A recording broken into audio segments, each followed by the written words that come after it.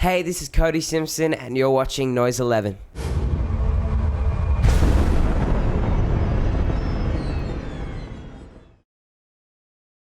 Hi, and welcome to Noise 11. We are here with Cody Simpson, international superstar by now.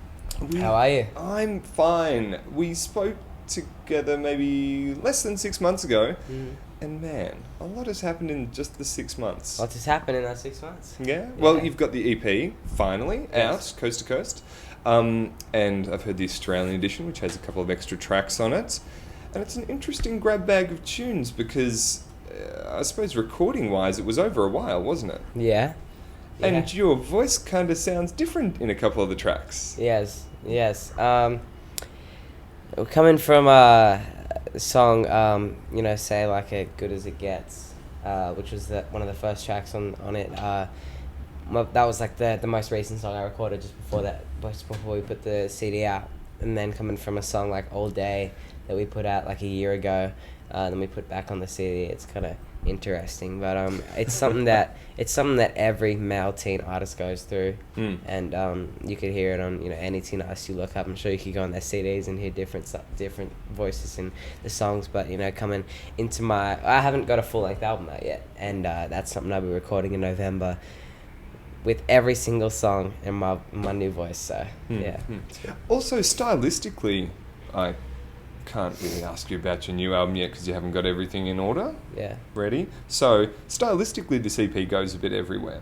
I mean, there's urban pop and there's that sort of, that sort of sunny, beachy guitar stuff as well, and a bit of electro synth and stuff. You're going to settle down on one style?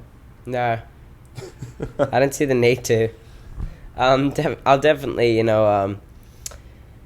I guess round into one style, probably the more organic sort of side of things. If you like Angel, that kind of stuff. But I think with these, I've put out 2 short EPs so far. One a year or so ago called For You, and now this one. And I think it's something that we were just recording a bunch of different stuff that was just great music, and now we're definitely going to be, rounding it into one style, for the full album that I think lots and lots more people are going to be hearing. Yeah. There was a few co-writes on it and a few songs written for you. Yeah. So what do you look for? Because I know that a lot of people must be sending you music. So what do you look for when you get things sent to you? I look for stuff that, we get tons and tons of songs sent to me. Like tons and tons, but like I'm very, very picky with what I choose, and I even say like the head say of Atlantic, will send me a song and be like, you have to record this song. We all really love it. I'll be like, I don't feel it. They'll keep pushing me into recording it. I'll be like, guys, I'm not doing this. If I don't want to do it, I'm not doing it. So you still have veto power with Atlantic, huh? Pardon? You got veto power? I like to, be in control of the music that I record, but we always come to agreements on everything. But yeah. Yeah. So you're just picky. Whatever. I choose the stuff that. I'm always in a different mood every day, and I always want to record a different song each day. But if it's a great song to me, then it's a great song. So style doesn't matter. Well, I don't want to go totally out of the box. I want to record like a Kanye West song or like a Tim McGraw or something. I can't do that. Yeah, it's got to be in the same sort of vein. Yeah. Well, all these different sounds, even though I suppose you're going to be nailing it down more to a cohesive sound on the album when you can put that whole thing together. There's different producers for different sounds. Have you become like a production junkie? Yeah. I like to have contribution to like everything that I do in the studio. Like I'll always be there up against the computer with the producer or with the songwriter or something, just making sure that it sounds. I like to do weird things with my music. Like we had this song called Tears of a Clown that it didn't make the album or whatever, but it was a song. And it was called Tears of a Clown. It was like a sad song, but at the beginning, I put circus music in the beginning. So it just sounded really cool, and it was really weird, and I love doing that stuff. So I love to do like funny stuff like that, and I think lots of artists do, but they don't necessarily have, I guess, the guts to do it. You know what I'm talking about? Like they're scared of what people think of it or whatever, you know, and that's something that I've tried to get away from and just be able to do what I think is best, you know. Yeah, you can kind of almost do anything at the moment. You're just at the beginning of your career. Everyone's just getting excited about it, so you can go any which direction you want. Exactly, yeah, I'm figuring it out. Yeah.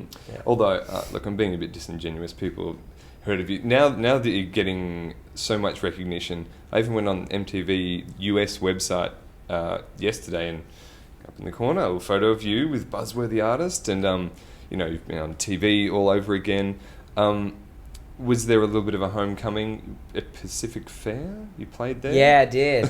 It's weird because that was a somewhere that I used to hang out with as a kid. Yeah, I thought that you would have gone to the shop. Ago. You would just go to the shops, and now there are thousands of kids coming to see you. Yeah, it's just weird. Like 12 months ago, I'd just go there, with friends, just to hang out, see movies, do all that stuff. And then 12 months later, I'd be doing shows there with thousands of people out there. It's just really weird, I saw some news articles, and they interviewed some of the girls that you got up on stage, and they were just desperately in love with you.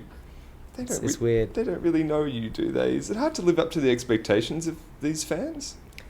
Not necessarily. Are they going to love you anyway, no matter what you do? Yeah, I think so. Like, honestly, I'm more nervous performing in front of people that don't know who I am than I am in front of my fans. Because, I know my fans and I just have, this, I guess, connection. I'm always talking to them on Twitter and stuff. And it's more like family, Yeah. So you've been doing this more and more, I guess, playing to people who aren't your fans because you're getting bigger and bigger, and so... Yeah, like, around the US, I've been doing all this stuff, I'm on, the bills of these summer jams and all these different things with bunches of other artists and stuff. Obviously, there's going to be a majority of the crowd that is my fans also, as well as, a bunch of other people there for different artists and stuff, and I get more nervous to that because they don't know who I am, I don't know what they're going to think of me, but, I just go up there and perform, and it all works out fine. Obviously, there's going to be some people that are there for an artist totally out of my genre that, obviously people have different opinions on different things, but yeah. Do you think they're getting you? You feeling the love from people who are just seeing you for the first time? I think so. Yeah, lots of them. Yeah, that's nice. Yeah. All right, and this is the Stone Cold guarantee now. You've been signed with Justin Bieber's management. That's like a guarantee now that you're going to be huge, right? Not that you aren't already. Yeah, I guess. Was that a tough decision, or you just kind of went, no, that makes sense? Well, I didn't sign with Justin Bieber's manager because he was Justin Bieber's manager. Right. I signed with him because he was a great manager and because he was very intelligent and very clever, and I had almost this sort of friendship with him, even for a long time. And he so you'd met him before? He didn't just come to you cold? No. I'd met him a few times, and he was always there giving me advice and stuff. He was like, I've been following you since you posted your first video online, but I had Justin, so I didn't want to do anything.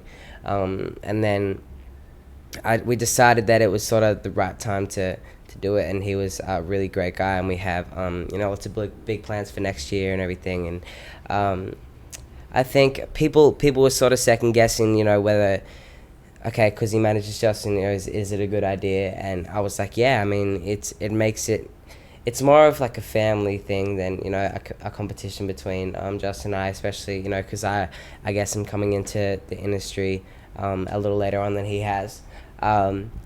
And I'm a little younger and stuff, and I understand why people are going to compare us and why people are going to think it's a rivalry of me, coming in, but it's honestly not. It's more of a I read that stuff friendly. And I found it ridiculous because you're on the same team now. Yeah, aren't it's you? like, yeah, exactly. We're all like, it's not a competition. Yeah. Because I'm working with Scooter. We're both going to have, Justin and I are both going to have our own lanes, next year when you see my album come out, you'll see many differences between us, and that's something I definitely want to do, is be my own artist, and something that Scooter also wants me to be as well. And same with Justin, it's all very friendly. Mm-hmm. Yeah. Well, you pretty much guaranteed in an interview I saw that there's going to be a collaboration. Maybe a little later on. We haven't set anything in stone, nothing's definite yet, but we have been talking a little bit, I been talking to Scooter a little bit, and I can definitely see something coming in the future, but we haven't started working on anything, no. Right. Yeah. Okay. This year you have also been in a lot of TV shows, I've noticed. Yeah. As yourself. And then I saw you do a little bit of acting in the Not Just You clip. Yes. You were pretty impressive. You know Thank what you. you're doing. Is there acting in the future? Hopefully. That's something I really want to get into. I really like acting and stuff, and I just had a few lines on this Nickelodeon show as myself. That should be easy. Pardon? That should be easy. Yeah, exactly. I got to speak in an Australian accent, so it was all good. Yeah. Right. Yeah. But you had to act in front of a green screen. I've heard that's the hardest thing to do. It is, because you can't imagine what the set's going to be around you. Cause You're not in the room. They're going to shop it in there. It's hard to imagine. You know, it's weird. Like the Not Just You video we did, like half of that video was on green screen, and I was second guessing a little bit, you know, because I didn't know how great the technology was for that stuff, and it looked really amazing. Like after it was done, it looked like we were actually in these places. It was terribly convincing. I wouldn't have known unless I saw that making of video. Yeah. Right. Yeah, and as we started talking, I noticed you got your class. You're keeping your shoe obsession, because in that making of video, Yeah. how many pairs of shoes did you have in that video? Which one? The making of the. Apparently, you were sitting there changing millions of shoes in Not Just You video. Oh yeah, I had like 4 pairs of the same shoes. It was really funny. You're a superstar. It was weird. Like I used to have like 3 pairs of shoes to my name, I have 3 pairs of shoes to my name. and they're all school shoes. Wow, that's cool. I didn't have any other school shoes. All of a sudden, it just changed. It's really weird. All right, finally, I want to ask you, if in that vein, if you could have anything be a signature brand, I know that, you know, Bieber and Keith Urban have got their own perfumes, and Diddy's got his vodka. What would you want to have named Cody Simpson? Cody Simpson's signature. Oh, man. You I must think have like been- an entire clothing stuff. Like I can't see vodka. Not yet. No, not yet. I can't really see perfume. I don't know. Maybe like something for my female fans or whatever. But definitely, I want to get into like clothing lines, shoes, and stuff like that. All right. Yeah. Sold. Someone Yeah. hook it up. Okay. Thanks a lot for speaking to us. Thank mate. you so much.